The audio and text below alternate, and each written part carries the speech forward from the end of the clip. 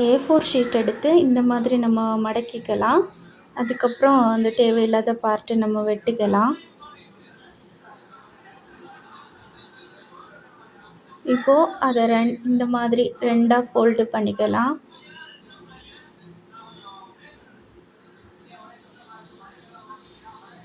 இந்த மாதிரி 3ஆ வர மாதிரி நம்ம மடக்கிக்கலாம். அதுக்கப்புறம் அந்த பேலன்ஸாக இருக்கிற பகுதிகளை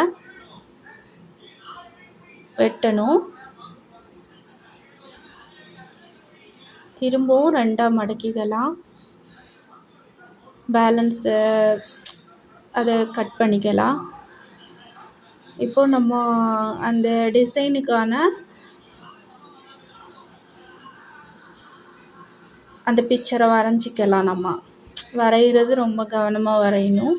நம்ம எந்த அளவுக்கு நீட்டாக வரைகிறோமோ அந்த அளவுக்கு நமக்கு டிசைன் வந்து நல்லா கிளியராக இருக்கும். இப்போது நம்ம அந்த தேவையில்லாத அந்த பகுதிகளை வெட்டிக்கலாம்.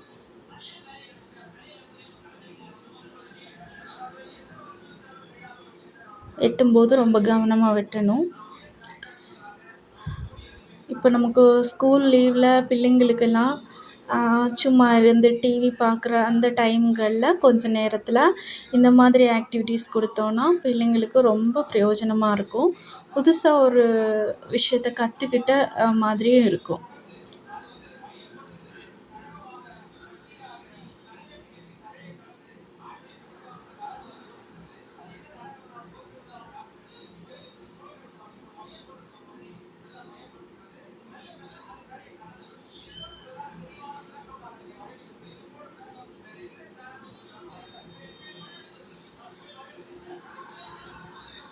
வெட்டுறது ரொம்ப கவனமாக வெட்டணும். கொஞ்சம் மிஸ் ஆகிட்டானாலும் இடையில கட் ஆகி திரும்ப கட் செய்கிற மாதிரி இருக்கும்.